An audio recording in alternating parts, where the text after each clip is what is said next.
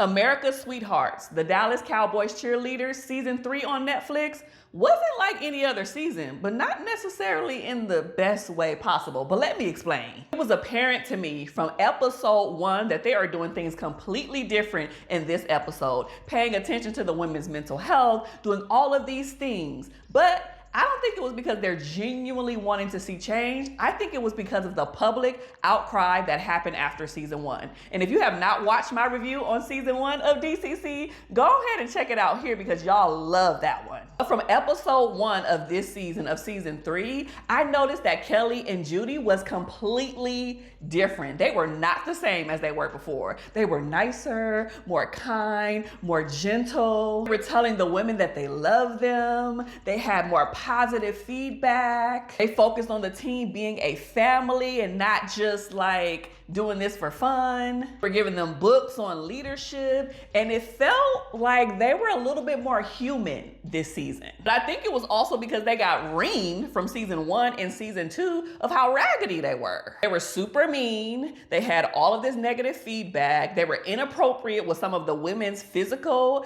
appearances and attributes, and man, it painted them in a different light, I'm sure. Even though they have switched and changed this season, I think DCC truly appreciated the switch and the change up. They were more vocal about the things that they wanted, the things that they needed, and the things that they were holding deep down inside, and was able to express that to Kelli and Judy. Especially Klein. She did not hold back on how she felt. From what I saw and observed, it seemed like the women felt more empowered this season, like they had more agency to speak up and that they weren't as scared. In the previous seasons 1 and 2, they were all like, yes, ma'am, yes, yes, yes, yes, ma'am. Every single time, Judy and Kelli would say something, and they would be respectful and do that in this season. But at the same time, it was like they had this self-confidence and this assurance this year that they didn't have in previous years. I don't know if it's because, we, the public, probably I had a lot to do with it too, because that video, I can't say it went viral, but even some of the previous Dallas Cowboys cheerleaders emailed me and reached out to me after watching my season 1 review and told me that everything, and I mean everything, that I talked about in there was accurate. I love that they got a pay increase. I love that they're getting all of this notoriety. I love that we put a lot of pressure on the Cowboys franchise to say, hold on, these women are talented, they're beautiful, they're amazing, they're sacrificing their family, they're sacrificing their bodies to be on this team. Why can't they make a livable wage? I know that this can be hard, not only for the women, but even for Kelli and Judy too. Like, think about it. Since the show came out on Netflix, I'm sure they got a lot more submissions. I'm sure they have to really determine if people are truly there because they want to dance and they love this and they want to be a part of this amazing team, or because they just want the fame. They just want the notoriety. They just want what comes with it. So their motives have to be checked at the gate, at the door. Think about it. Once you join DCC, no matter what season you're on, you have all of the eyes on you. Your life completely changes. You have some of the women who get so much more, and there's so much more in the limelight, like Reese, right? Who seems to be a fan favorite. And then you get people like Aunt Kate who might experience a lot of negative comments on social media and things of that nature. And all of these different brand deals that they're being presented with. So I'm sure that this colors how they are being selected in this process, and making sure that the women want to be here for real, and not just for all of the perks that comes with DCC. Speaking of brand deals and social media, I am so glad that these women are starting to get the coin, the money, the moolah, the cheese, the cheddar, because they used to bust their behinds, and I'm sure they still do, right, to make ends meet. I remember in previous seasons, these women would have 2 to 3 different jobs on top of practices, on top of family obligations, on top of their own experiences and what they're going through in their own life, and still trying to show up and be the best person possible. So if somebody can get a brand deal that's going to be thousands of dollars, that could pay for your rent. One video on social media can pay for your rent, not just for this month, but for months to come. I think that that's beautiful. So they won't have to work as hard outside of DCC. They can pay for their own stuff, right? They can pay for rent. They won't have to be bunking beds and, living with one another. They can pay for the small, necessities of life. That was one of the things I absolutely hated. Like, why aren't y'all paying these women enough to be able to live? Social media, there's always gonna be a love-hate relationship with that. I remember one of my friends friends told me right when I started, being on television as a therapist and doing a whole bunch of media opportunities. He told me that the hate was going to come at the same rate as the love. And that's the advice that I would give DCC. You have to realize that the hate is going to come at the same rate that the people love you. And you have to take these things in stride. I mean, I will probably be contributing to this because I'm making these videos about it, but I really want them to understand that these people don't know you. I don't know you. You have to make sure that you're not taking these things to heart. Now, yes, it hurts when people say negative things about you and they comment on your physical appearance and things that you can't really change. But you also have to remember that you don't have to digest and soak in these things. They should have a rule because they said, as soon as we get back after the game and we get on the bus, we're all scrolling and looking at hashtags and we're on TikTok and we're on this. We're just seeing what the people say. And that's probably not the healthiest thing. It should be a rule.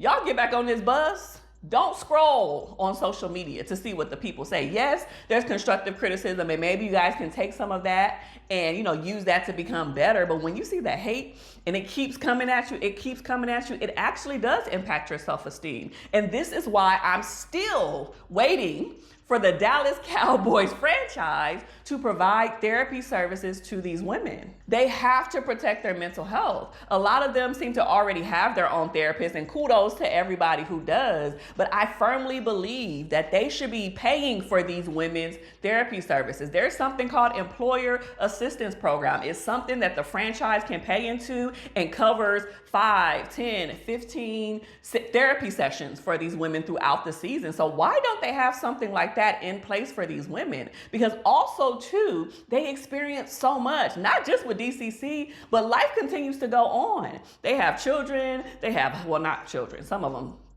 They have spouses, they're trying to get married, they have careers, they're trying to figure out what they want to do after DCC. And it takes a toll on them mentally because not only do they have to worry about that stuff, but also about their life's purpose. And there has to be some level of aftercare once these women stop DCC. Once they choose to say, you know what? This is my last season. I'm not gonna do this anymore. I'm out of here. There should be some type of exit interview, some type of exit therapy session to say, what is your next step? What is your next move? Just reassuring them that they have purpose outside of the years that they committed to this franchise. And it should be paid for in full. Until they implement something like that, I'm gonna keep saying it in every single video. This season, I feel like it focused mostly on the rookies. If I'm being honest with you, in previous season 1 and 2, I felt like it was more so on the vets and the women that were already kind of like obviously trying out, but on the team and their lives. And this time it was kind of just like the rookies, those that made it and those that didn't. They gave Faith a lot of screen time, and that's no shade or disrespect to her because kudos. And obviously she has a very unique story, but they gave her a lot of screen time. The one that pulled on my heartstrings was Dayton. I was like, Dayton, this is it for you, baby. When I saw her mom hunched over and crying, and not just crying, but just bawling and sobbing, I was like, there's no way she can put herself through this, her mom or her extended family. This should be your last time. Like if you haven't made it yet, it doesn't mean that you're not good enough. It just means that this isn't where God wants you to be. I want her to let it go, not because she's not good enough, but for her own mental health and her own sanity. Also, Savannah.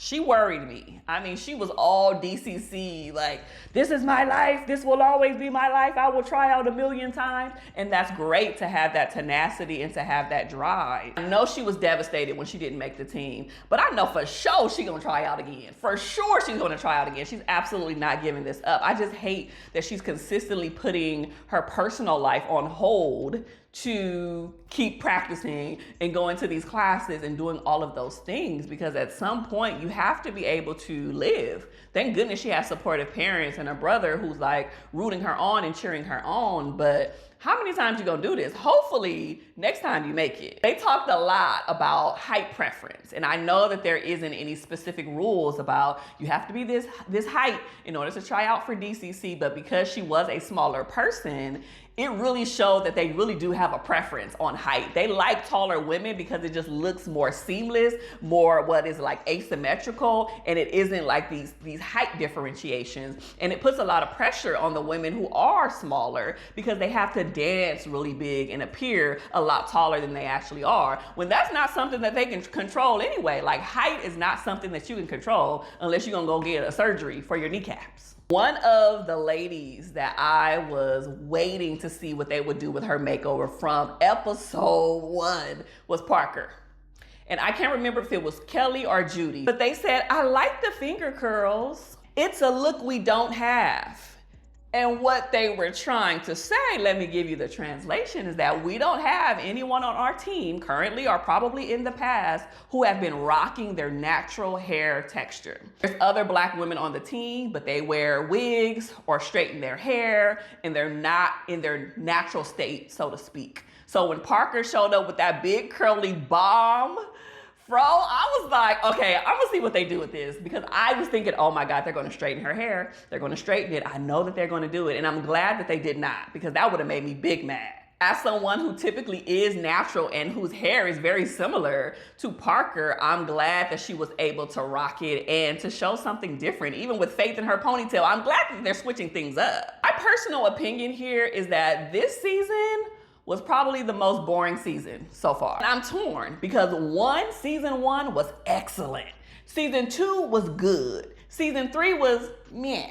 What makes me torn is because there was basically less drama this season, right? And we know that drama makes for good TV. But on the flip side, there was less drama because things are a little bit, at least from what I've seen and what they're portraying on TV, a little bit healthier and in a better state. So that makes a wonderful real life for these women and these girls and Kelli and Judy, but a horrible drama for TV. I want the girls to experience sustained change in all of the areas that we mentioned. I want them to have positive feedback from, Kelli and Judy. I want them to be able to take care of their mental health. I want them to be able to take care of their physical health. I want them to be able to not allow social media to mess with their psyche and their confidence. I want all of these things for them, but I want it to be sustained change and not just because a TV show has put you in the limelight and prompted you to make those changes. So for me, this season, season 3, was like a 6 out of 10.